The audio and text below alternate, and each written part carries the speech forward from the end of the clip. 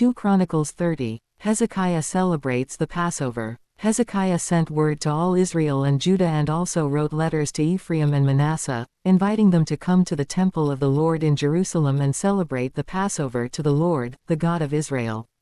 The king and his officials and the whole assembly in Jerusalem decided to celebrate the Passover in the second month. They had not been able to celebrate it at the regular time because not enough priests had consecrated themselves and the people had not assembled in Jerusalem. The plan seemed right both to the king and to the whole assembly. They decided to send a proclamation throughout Israel, from Beersheba to Dan, calling the people to come to Jerusalem and celebrate the Passover to the Lord, the God of Israel. It had not been celebrated in large numbers according to what was written. At the king's command, couriers went throughout Israel and Judah with letters from the king and from his officials, which read, "People of Israel, return to the Lord, the God of Abraham, Isaac and Israel, that he may return to you who are left, who have escaped from the hand of the kings of Assyria. Do not be like your parents and your fellow Israelites, who were unfaithful to the Lord, the God of their ancestors, so that he made them an object of horror, as you see. Do not be stiff-necked, as your ancestors were, submit to the Lord. Come to his sanctuary, which he has consecrated forever. Serve the Lord your God, so that his fierce anger will turn away from you. If you return to the Lord, then your fellow Israelites and your children will be shown compassion by their captors and will return to this land, for the Lord your God is gracious and compassionate.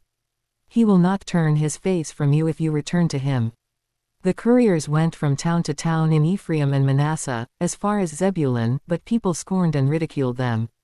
Nevertheless, some from Asher, Manasseh and Zebulun humbled themselves and went to Jerusalem.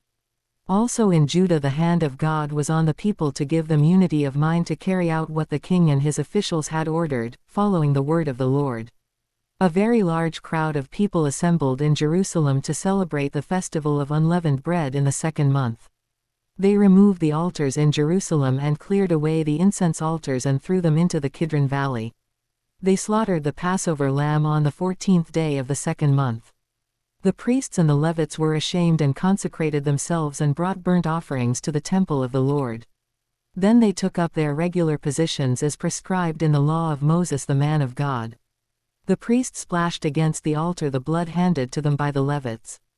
Since many in the crowd had not consecrated themselves, the Levites had to kill the Passover lambs for all those who were not ceremonially clean and could not consecrate their lambs to the Lord. Although most of the many people who came from Ephraim, Manasseh, Issachar and Zebulun had not purified themselves, yet they ate the Passover, contrary to what was written. But Hezekiah prayed for them, saying, "May the Lord, who is good, pardon everyone who sets their heart on seeking God, the Lord, the God of their ancestors, even if they are not clean according to the rules of the sanctuary." And the Lord heard Hezekiah and healed the people.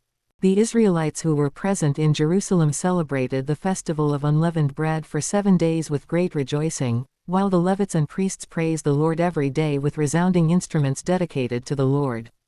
Hezekiah spoke encouragingly to all the Levites, who showed good understanding of the service of the Lord. For the 7 days they ate their assigned portion and offered fellowship offerings and praised the Lord, the God of their ancestors.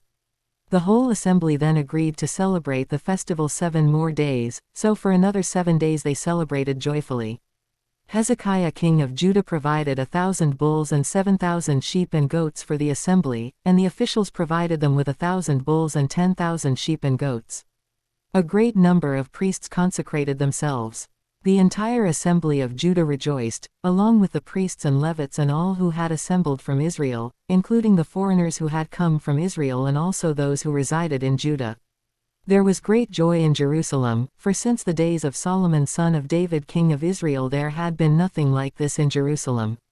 The priests and the Levites stood to bless the people, and God heard them, for their prayer reached heaven, his holy dwelling place.